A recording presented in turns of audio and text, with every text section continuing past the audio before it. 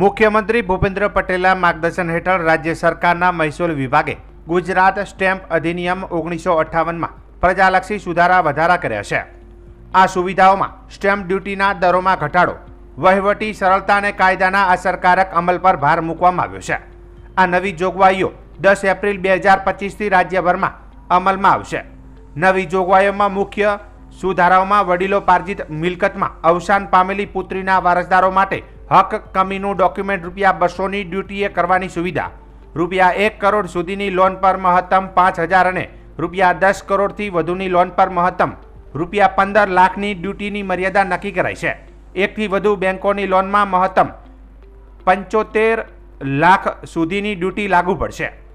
વધારાની જામીનગીરી માટે ફિક્સ 5,000 અને ભાડાપટ્ટા માટે રહેણાંક માટે ₹500 તથા વાણિજ્ય માટે 1,000ની ડ્યુટી નક્કી થઈ છે।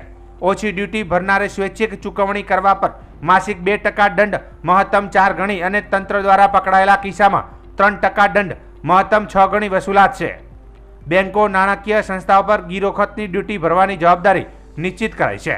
આ સુવિધાઓથી ઉદ્યોગકારો અને હાઉસિંગ લોન ધારકોનો નાણાકીય બોજ ઘટશે તથા કાનૂની વિવાદોમાં ઘટાડો થશે। આદરણીય ભૂપેન્દ્રભાઈ પટેલના માર્ગદર્શન અને નેતૃત્વમાં મહેસૂલ વિભાગે અનેકવિધ સરળીકરણ માટેના રસ્તાઓ ખોલ્યા છે, નિયમો બનાવ્યા છે અને એમાં સુધારો પણ કર્યા છે। એ જ પ્રક્રિયામાં, એ જ શ્રેણીમાં નવા 4 જેવા મહત્વના નિર્ણયો જે સામાન્ય પ્રજા માટે ખૂબ જ સરળ બની રહે, જમીન મહેસૂલની પ્રક્રિયામાં ખૂબ ઝડપથી લોકોના કામ થાય એ પ્રકારના આદરણીય ભૂપેન્દ્રભાઈએ જે નિર્ણય લેવામાં આવ્યા છે એ આપ સમક્ષ અને આપ સૌના માધ્યમથી લોકો સુધી પહોંચે એના માટે આપ સૌની સાથે આજે આપણે મળવાનું થયું છે। ગ્રામ્ય અને નગરપાલિકા વિસ્તારમાં ખેતીની જમીનો માટે નવી અવિભાજ્ય કે પ્રતિબંધિત સત્તા પ્રકારની જે જમીનો છે તે હવે પછી જૂની શરતમાં ગણાશે, તેમજ એને માટે કોઈ પણ પ્રકારનું પ્રીમિયમ ભરવાનું રહેશે નહીં। આ નિર્ણયથી નગરપાલિકાઓ અને ગ્રામ્ય વિસ્તારના વિકાસનો વેગ વધુ વેગવંતો બનશે। ઔદ્યોગિકરણ, વેપાર ધંધા તેમજ રોજગાર અને એફોર્ડેબલ હાઉસિંગની પ્રક્રિયાને વધુ વેગ મળશે। અગાઉ રાજ્યની અંદર ખેતીથી બિનખેતીમાં તમામ જગ્યાએ એને માટે પ્રીમિયમ ભરવું પડતું હતું, પરંતુ હવે આ નિર્ણય બાદ નગરપાલિકા અને ગ્રામ્ય વિસ્તારમાં બિનખેતી કરાવવા તેમજ રિવાઇઝ એને કરાવવા માટે કોઈ પણ પ્રકારનું પ્રીમિયમ ભરવાનું રહેતું નથી। અગાઉ નગરપાલિકા વિસ્તારમાં ખેતીથી ખેતી પ્રીમિયમ પણ ભરવું પડતું હતું, જે પણ હવે ભરવાનું રહેશે નહીં। આ નિર્ણયથી રાજ્યમાં તમામ વર્ગની નગરપાલિકાઓ ગ્રામ્ય વિસ્તારમાં પ્રીમિયમ નક્કી કરવાનું ન રહેતા કલેક્ટર કચેરીઓનું પણ ખૂબ ભારણ ઘટશે। રાજ્ય સરકારે ખૂબ મોટી આવક જતી કરી ગ્રામ્ય અને નગરપાલિકા વિસ્તારમાં રહેતા લોકો માટે ખૂબ જ મોટી રાહત આપી છે અને વિકાસની પ્રક્રિયાને ખૂબ સરળ બનાવી છે। આ ઠરાવની તારીખથી ઉપર જણાવેલ જે મેં વાત કરી તે નવી શરતની જમીનો ઓટોમેટિકલી જૂની શરતમાં જાહેર થશે। કેવળ સાથણીની જમીનમાં જ 15 વર્ષની સમય મર્યાદા લાગુ રહેશે। આમ તમામ પ્રક્રિયા જે નગરપાલિકા અને ગ્રામ્ય વિસ્તારની અંદર પ્રીમિયમ ભરવાનું રહેશે નહીં બિનખેતી માટે, તેમજ આ જમીનોને ઓટોમેટિકલી એટલે 100 મોટો દ્વારા તમામ જમીનો એ જૂની શરતની ગણાશે। હવે આ ગ્રામ્ય વિસ્તાર અને નગરપાલિકાઓ માટેનો નિર્ણય છે, પરંતુ મહાનગરપાલિકાઓ, અર્બન ડેવલપમેન્ટ ઓથોરિટી કે જેમાં Ahmedabad, Surat, Vadodara, Rajkot, Gandhinagar, area development authority કે જેમાં ભાવનગર, જૂનાગઢ, જામનગર અને નવીન 9 મહાનગરપાલિકાઓ સાથે 17 મહાનગરપાલિકા વિસ્તાર સિવાય આખા ગુજરાતમાં નિર્ણય લાગુ પડશે। નગરપાલિકા અને ગ્રામ્ય વિસ્તારમાં સાંથળીવાળી જમીનો જે 100 મોટો 15 વર્ષ પછી આપોઆપ એ જૂની શરતમાં કન્વર્ટ થશે. શરત ભંગની કાર્યવાહી ચાલુ હોય તેવા કેસમાં આ ઠરાવ લાગુ પડશે નહીં. તેમજ ભૂદાન, ટોચ મર્યાદા ધારા હેઠળ અપાયેલી જમીનો, સહકારી મંડળીઓને સાંથણીમાં ફાળવેલ સરકારી જમીન તેમજ ચોક્કસ હેતુ માટે આપેલી, એટલે કે ડેવલપ કરી ફળ, ઝાડ અને ફ્રૂટ માટે જે જમીનો આપી હોય એ જમીનોને આ ઠરાવ લાગુ પડશે નહીં. આમ ખૂબ મોટો નિર્ણય મહેસૂલમાં, જેને ક્રાંતિકારી કહેવાય એવો આ નિર્ણય લેવામાં આવ્યો છે. અને સાથે જે બીજો નિર્ણય લીધો છે, ટાઇટલ અને કાયદેસર કબજેદાર પ્રમાણપત્ર જે પહેલાં મહેસૂલ વિભાગથી અપાતું નહોતું, હવે પછી એને કરાવવા માટે અરજદાર જિલ્લા કલેક્ટરને અરજી કરે ત્યારે કલેક્ટર કચેરી દ્વારા જુદા જુદા મહેસૂલ કાયદાઓ, નિયમો, મહેસૂલ રેકોર્ડ, ઠરાવો, સંપાદન, કોર્ટમાં પેન્ડિંગ કેસોની વિગતોના આધારે ટાઇટલની ચકાસણી કરવામાં આવતી હતી. પરંતુ હવેથી RTLOCની જે જોગવાઈ કરી છે, એટલે કે રેવન્યુ ટાઇટલ કમ લીગલ ઓક્યુપન્સી સર્ટિફિકેટ, જેમાં જોગવાઈ કરવામાં આવી છે, જેમાં ઉપરોક્ત તમામ બાબતોની ચકાસણી કરેથી અરજી કરેથી 30 દિવસમાં કલેક્ટરે અરજદારને RTLOC આપવાનું ફરજિયાત રહેશે. એટલે RTLOCનું પ્રમાણપત્ર એ અરજદારને આપી દેવાનું રહેશે.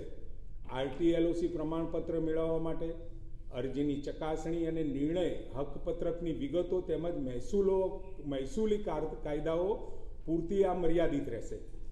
RTLOC મેળવ્યા બાદ અરજદાર દ્વારા એને માટેની અરજી કરવામાં આવે તો કલેક્ટર તેના 10 જ દિવસમાં, જેની પાસે RTLOC હોય અને એને માટે એપ્લાય કરે તો 10 જ દિવસની અંદર એને આપવું ફરજિયાત છે.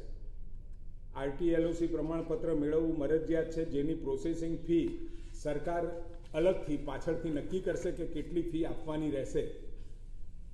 પ્રમાણપત્ર ઇસ્યુ RTLOC થાય ત્યારબાદ રેકર્ડમાં કોઈપણ પ્રકારની તબદીલી વિષયક પ્રક્રિયા ન થઈ હોય, કોઈ દીવાની કે મહેસૂલ કોર્ટમાં કેસ ઉપસ્થિત થયેલ ન હોય, જમીન સંપાદનની કાર્યવાહી શરૂ થયેલ ન હોય, સરકારી કે અન્ય લેણાની વસૂલાત સંદર્ભે જપ્તી કે હરાજીની કાર્યવાહી શરૂ થયેલ ન હોય, કાયદેસરના કબજાદારનું અવસાન થયેલ ન હોય, ત્યાં સુધી આ RTLOC એ માન્ય રહેશે. RTLOC પ્રમાણપત્ર ઇસ્યુ કરવા માટે છેલ્લા 25 વર્ષના તબદીલી, વારસાઈ, વહેંચણીના વ્યવહારો અને મહેસૂલી રેકર્ડની ચકાસણી કરવાની રહેશે.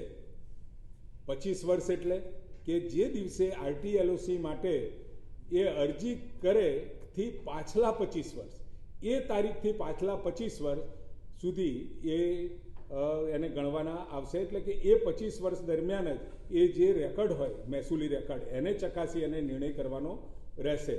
પ્રીમિયમ પાત્ર કે નવી શરતના નિયંત્રણો કે ગણોત્યાના અનિર્ણિત હક્કો સહિતના સરકારશ્રીના હિત સંદર્ભે 51-52થી મહેસૂલી રેકર્ડની ચકાસણી કરવાની રહેશે. પરંતુ નગરપાલિકાઓ અને ગ્રામ્ય વિસ્તારમાં બિનખેતી હેતુ માટે પ્રીમિયમ પાત્ર જમીનોને જૂની શરતમાં ગણવાનું આજના નિર્ણયથી નક્કી કરેલ હોય તે વિસ્તારોમાં તે બાબત પૂરતું જૂનું રેકર્ડ જોવાનું રહેશે નહીં.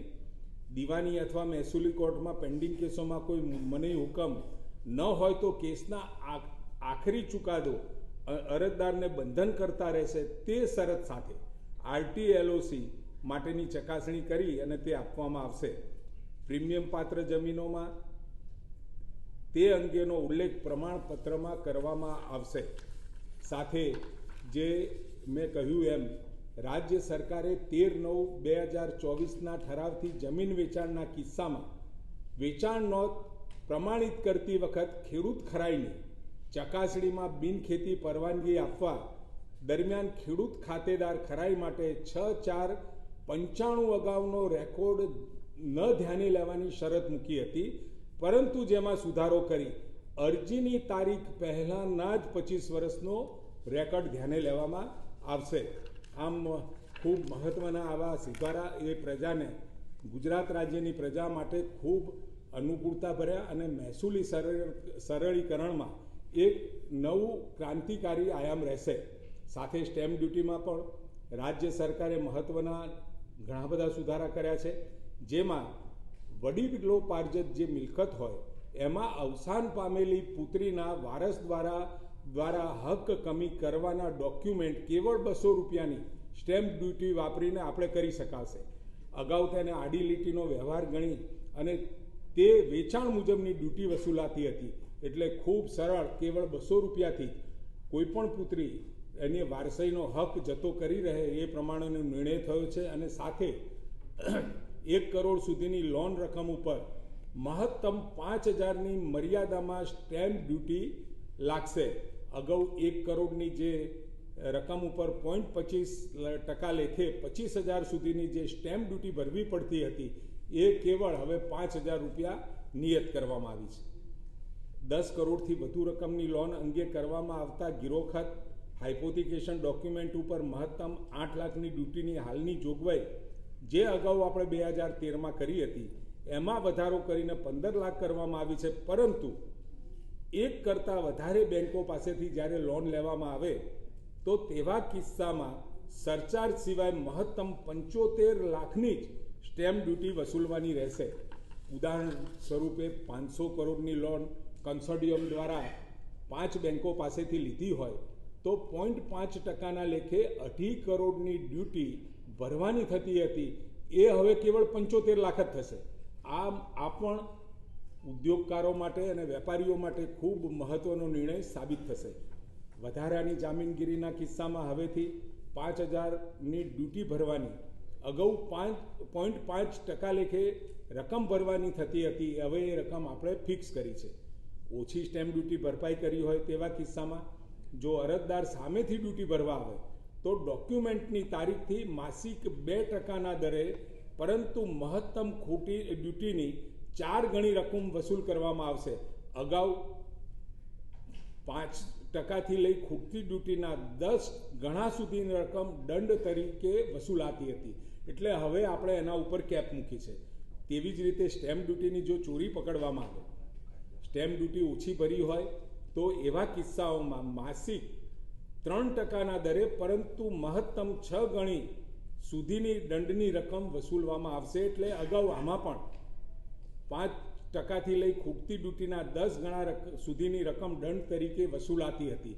એટલે આમાં પણ ડિસ્ક્રિમિનેશન પાવર એ ઓછો થાય અને એને જે સીલિંગ આપવાની હતી એ સીલિંગ પણ આપી દીધી છે. આમ મહત્ત્વના એવા સ્ટેમ્પ ડ્યુટીના પણ આપણે સુધારાઓ કર્યા છે. સાથે 1 વર્ષથી ઓછા સમયગાળામાં ભાડા પટ્ટાના ડોક્યુમેન્ટ ઉપર સરેરાશ ભાડાની રકમની 1%ની જગ્યાએ હવે રાજ્ય સરકારે રહેણાંક માટે ફિક્સ 500 અને વાણિજ્ય માટે 1,000ની ડ્યુટી ભરવાની રહેશે. પહેલાં તો ઘણા કિસ્સાઓમાં જ્યારે ભાડે મકાન આપીએ, કરાર કરીએ એટલે સામાન્ય 100 રૂપિયાના સ્ટેમ્પ ઉપર એ કરી અને એને નોંધાવતા પણ નહોતા. પરંતુ હવે પછી ભાડા કરાર માટે પણ એ રકમો આપણે રકમ ફિક્સ કરી છે, એમાં કોઈ ટકાવારી નક્કી નથી કરી. એટલે રેસિડેન્શિયલ માટે 500 રૂપિયા વાર્ષિક ભાડા ઉપર અને કોમર્શિયલ ઉપર 1,000 રૂપિયાની ડ્યુટી આપણે નક્કી કરી છે. ગિરોખતના કિસ્સામાં જો બેન્કો નાણાકીય સંસ્થાઓ દ્વારા ડોક્યુમેન્ટ કરી તેના ઉપર સ્ટેમ્પ ડ્યુટી ભરપાઈ કરાવવામાં નહીં આવે તો તેવા કિસ્સામાં આવા ડોક્યુમેન્ટ સંબંધિત ડ્યુટી ભરવાની જવાબદારી આપણે બેન્કોની અને નાણાકીય સંસ્થાઓની નક્કી કરી છે.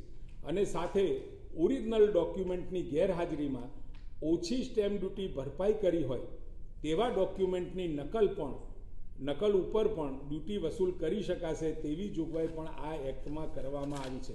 આની સાથે સ્ટેમ્પ એક્ટની અંદર અને સ્ટેમ્પ ડ્યુટીમાં અનેક બીજી પણ રાહતો આપેલી છે, જે આપ દ્વારા જે મહત્ત્વના નિર્ણયો મહેસૂલી સુધારા અને સ્ટેમ્પ ડ્યુટીની અંદર ગયા બજેટની અંદર આપણે જે સ્ટેમ્પ ડ્યુટીમાં રાહત આપી હતી તે કાયદો પસાર કર્યા પછી એમાં જરૂરી જે સંશોધનો હતા એ કરી અને લોકોને આ લાભ થાય એ રીતે ગુજરાતની પ્રજા માટે 10મી